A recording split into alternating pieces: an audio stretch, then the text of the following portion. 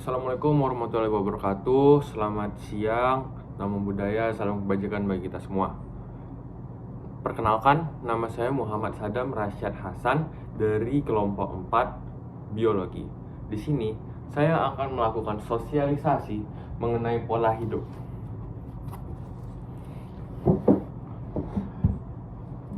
Seperti yang bisa dilihat pada papan tulis ini, terdapat macam-macam tulisan. Ya, tulisan ini sebelumnya sudah saya buat, namun saya akan menjelaskannya kembali di sini. Oke, yang pertama itu kita akan membahas pola hidup. Nah, topik dari tugas kali ini adalah carilah hubungan yang berkaitan dengan imunitas tubuh. Menurut saya sendiri, pola hidup itu sangat mempengaruhi kepada imunitas tubuh kita. Apabila kita memiliki pola hidup yang bisa dikatakan tidak atau kurang baik, maka itu akan mempengaruhi kualitas imun pada tubuh kita. Jadi pertama-tama saya akan melakukan definisi atau menjelaskan mengenai apa itu pola hidup. Jadi definisinya adalah pola hidup itu merupakan suatu siklus yang kita lakukan secara berulang kali dan berkaitan terhadap kesehatan kita. Hal ini terjadi sehari-hari, mulai dari pagi hingga pagi lagi. Oleh karena itu, ia terbentuk sebagai sebuah siklus. Contoh pola hidupnya. Pertama, saya bangun pagi pukul 7. Selanjutnya, saya makan sehat, makan sayur, dan minum air putih setelah saya bangun. Lanjut dengan makan siang pada pukul 12 dengan makanan yang tidak berminyak. Pada malam hari, begitu juga sama. Saya tidak memakan makanan yang berat, berminyak, apalagi pedas, untuk menjaga pola hidup saya. Nah, itu adalah contoh dari pola hidup sehat. Akibat yang ditimbulkan dari pola hidup ini banyak. Contohnya dari pola hidup sehat. Dari pola hidup sehat, itu akan menghasilkan imunitas tubuh yang baik dalam jangka panjang. Iya, mungkin efeknya tidak dalam waktu singkat. Namun, jika kita sudah usia 40 atau 60, itu baru akan terlihat efeknya. Oke, selanjutnya aspek yang diperhatikan. Dari pola hidup sendiri, itu terdapat beberapa aspek yang perlu kita perhatikan. Ya pasti dong. Nah, jadi terdapat 3 kesimpulan yang sudah saya ambil. Sebenarnya ada banyak aspek lain, namun 3 aspek ini yang sangat mempengaruhi pola hidup kita. Apa aja aspek itu? Aspeknya ada makanan minuman yang kita konsumsi, jam tidur, dan pergaulan kita. Oke, mengapa saya memasukkan makanan dan minuman? Seperti yang saya jelaskan tadi, makanan dan minuman inilah yang masuk ke dalam tubuh dan itu pula yang mensuplai nutrisi bagi organ-organ dan sistem tubuh kita. Apabila suplai nutrisinya itu kurang baik, maka kinerja organ tubuh kita juga tidak baik. Dan itu akan menimbulkan ketidakproduktivitasan dalam tubuh kita. Selanjutnya jam tidur. Jam tidur ini sangat penting. Seperti yang kita ketahui, pada pukul 11 malam, itu tubuh kita itu memproduksi sel darah merah. Apabila kita tidur lebih dari jam 11 malam, kemungkinan jumlah sel darah merah kita akan berkurang dalam jangka waktu yang cukup panjang. Lanjutnya itu pergaulan. Pergaulan ini kurang lebih masuk ke dalam makanan dan jam tidur. Kenapa? Pergaulan inilah yang mempengaruhi kita, apa yang kita makan, apa yang kita minum, dan kapan kita tidurnya. Apabila kita terjerumus ke arah yang salah, maka kita akan sulit untuk keluarnya dan kemungkinan besar mempunyai pola hidup yang tidak baik. Oke, contoh baik sudah saya jelaskan, yang tidak baik juga sudah saya jelaskan. Lanjutnya, dampaknya.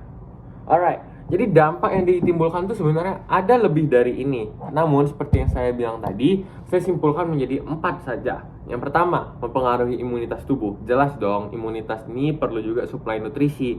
Apabila pola hidup kita tidak teratur dan nutrisi tidak penuhi, maka imunitas tubuh kita juga tidak akan bekerja sama dengan baik. Lanjutnya, kesehatan jangka panjang. Mungkin efek dengan makan makanan sehat dan sebagainya itu tidak kita rasakan pada saat usia belas-belasan, tapi akan berasa saat kita berusia 40, 50, 60, atau lansia. Efeknya baru kelihatan nanti.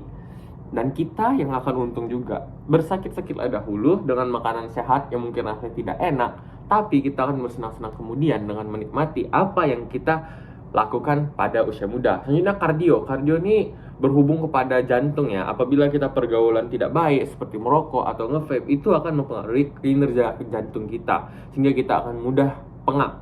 Selanjutnya introvert. Nah, introvert ini mengapa saya masukkan ke dalam sini dampaknya?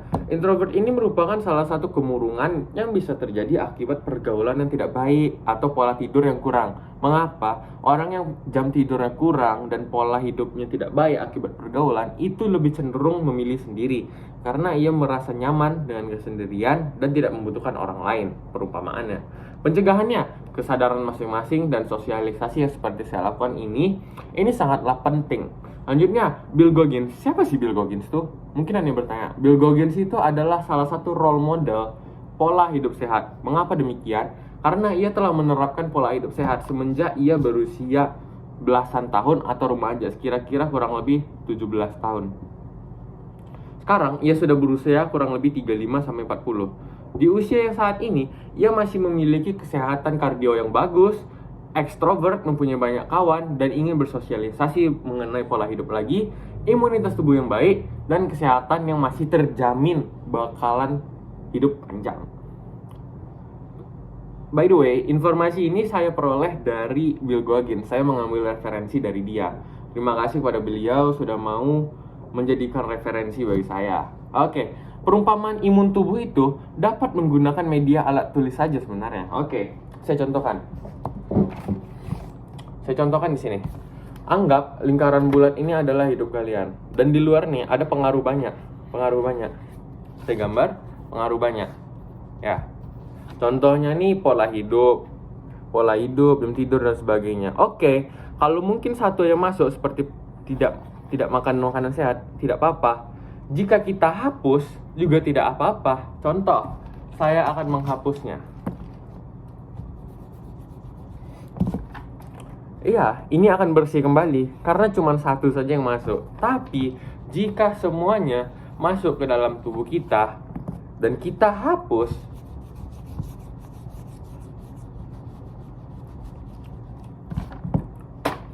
itu akan bersih. Namun apa yang meninggalkan di sini? Bekasnya. Bekasnya ini adalah bekas-bekas yang masih tertanam dalam tubuh kita dalam bentuk organ. Yang dimana organnya masih bekerja dengan konotasi baik, namun berkurang efektivitasnya. Oke, sebelum saya mengakhiri sosialisasi ini, saya ingin memberikan sebuah motivasi, yaitu strong immune guaranteed long life. Jadi dengan imunitas yang kuat, itu menggaransikan hidup jangka panjang yang sehat. Namun, kita tidak bisa pungkiri juga, kematian dapat datang kapan saja. Mungkin sekian dari saya sosialisasikan. Mohon maaf apabila kesalahan. Wassalamualaikum warahmatullahi wabarakatuh.